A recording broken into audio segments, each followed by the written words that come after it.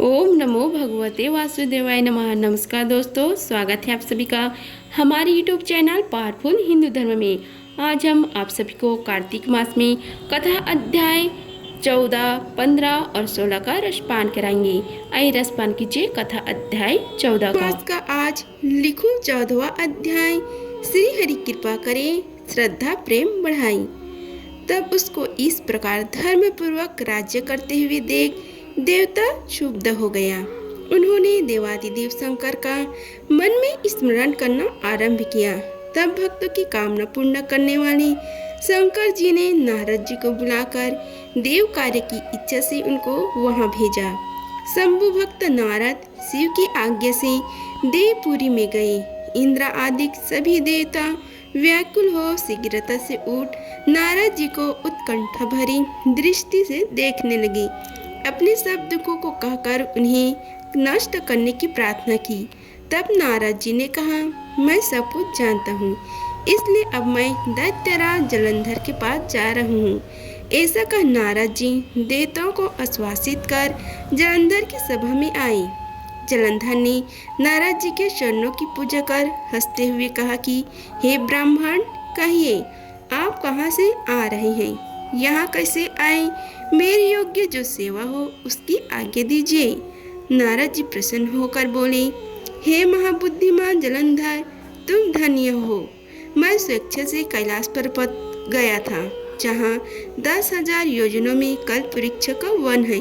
वहाँ मैंने सैकड़ों कामधेनुओं को विचरते हुए देखा तथा यह भी देखा कि वह चिंतामणि से प्रकाशित मान परम दिव्य अद्भुत और सब कुछ सुवर्णमय है। मैंने वहाँ पार्वती के साथ स्थित शंकर जी को भी देखा, जो स्वर्ग सुंदर और गौर वर्ण त्रिनेत्र और मस्तक पर चंद्रमा धारण किए हुए। उन्हें देखकर मुझे बड़ा आश्चर्य हुआ कि इनके समान समृद्धिशाली त्रिलोकी में कोई है ही नहीं।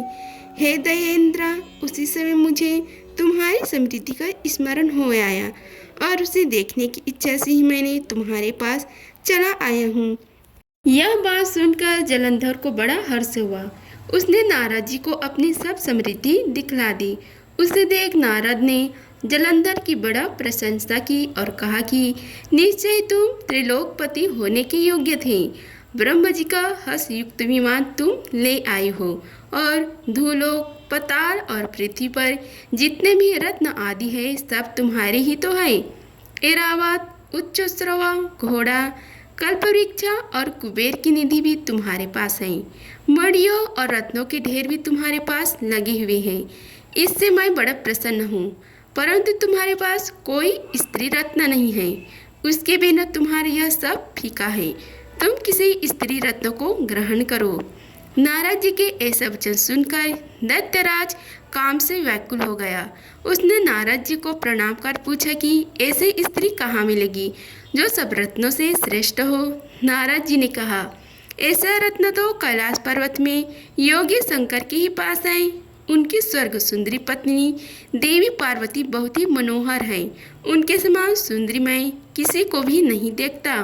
उनके उस रत्न की उपमा तीनों लोकों में कहीं नहीं है।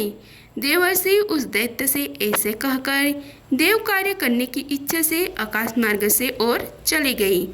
आइए अब कथा अध्याय 15 का रसपान कीजिए। श्री विष्णु भगवान की कृपा हो सब पर अपरंपार। कार्तिक मास का कमल करे 15 अध्याय विस्तार। राजा पृथु ने नारद जी से पूछा कि हे मुनि श्रेष्ठ, तब दैत्यराज ने क्या किया, वह सब मुझे विस्तार से सुनाइए।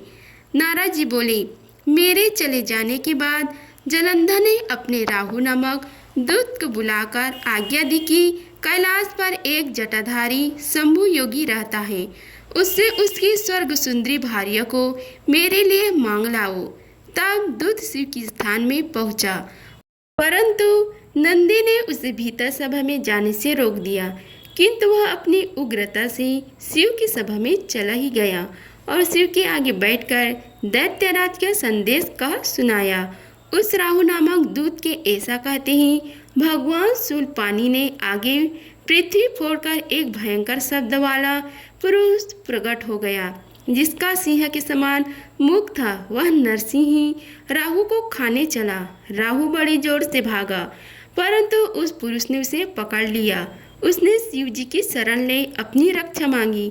शिव जी ने उस पुरुष से राहु को छोड़ देने को कहा, परंतु उसने कहा कि मुझे बड़ी जोर की भूख लगी है, मैं क्या खाऊं?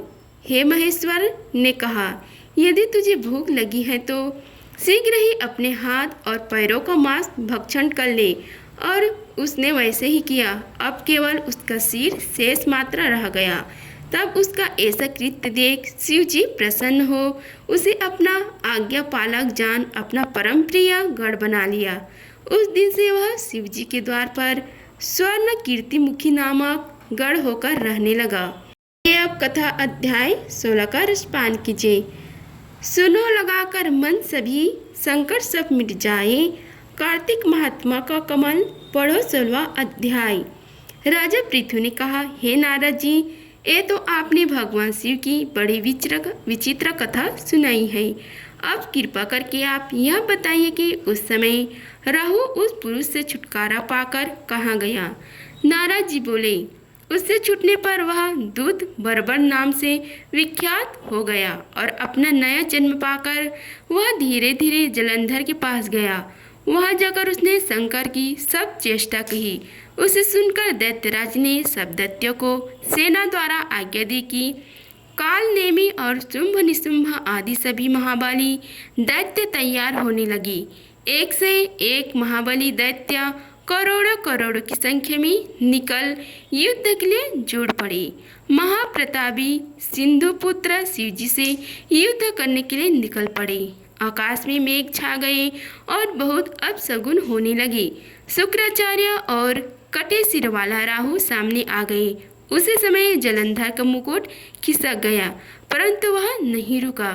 उधर इंद्र आदि सब देवताओं ने कैलाश पर शिव जी के पास पहुंचकर सब वृत्तांत सुनाया और यह भी कहा कि आपने जलंधर से युद्ध करने के लिए भगवान विष्णु को भेजा था। वह उसके वशवर्ती हो गए हैं और विष्णु जी लक्ष्मी सहित जलंधर के अधीन हो गए। उनके घर में निवास करते हैं। अब देवताओं को भी वही रहना पड़ता है।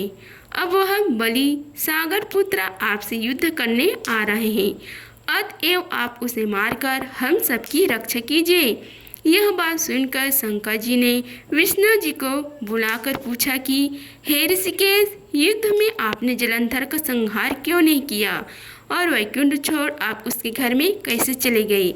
यह बात सुनकर श्री हरि विष्णु ने हाथ जोड़कर नम्रतापूर्वक भगवान शंकर से कहा कि उसे आपका अंशी और लक्ष्मी का भ्राता होने के कारण ही मैंने नहीं मारा।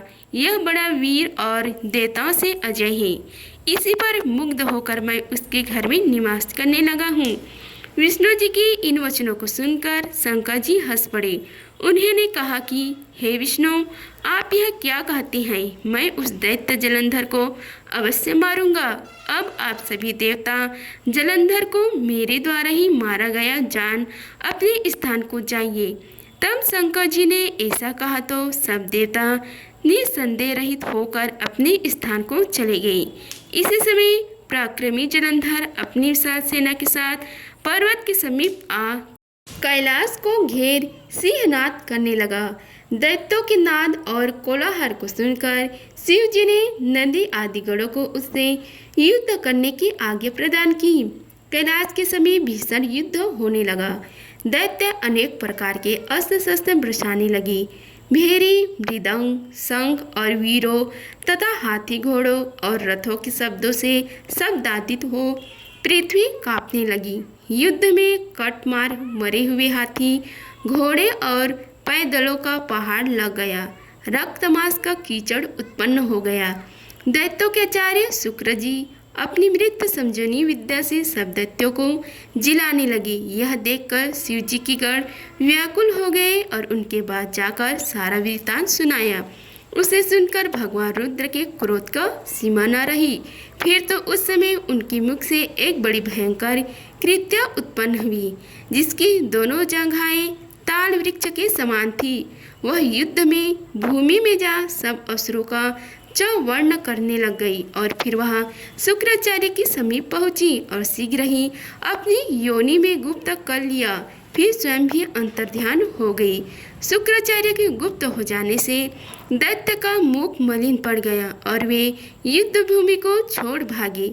इस पर शुंभ निशुंभ और कालनेमी आदि सेनापतियों ने अपने भागते हुए वीरों को रोका। शिव जी के नदी आदि गढ़ों ने भी, जिसमें गणेश और स्वामी कार्तिकेय जी भी थे, दैत्यों से भीषण युद्ध करना आरंभ कर दिया। इस प्रकार कार्तिक मास की 16 अध्याय समाप्त हुआ। अगर आप सभी को हमारी वीडियो अच्छी लगी होगी तो वीडियो को लाइक कीजिए, चैनल को सब्सक्राइब कीजिए और कमेंट बॉक्स में ओम नमो भगवते वासुदेवाय लिखिए। धन्यवाद। मिलते हैं अगले वीडियो में, तब तक के लिए जय श्री राधे कृष्णा।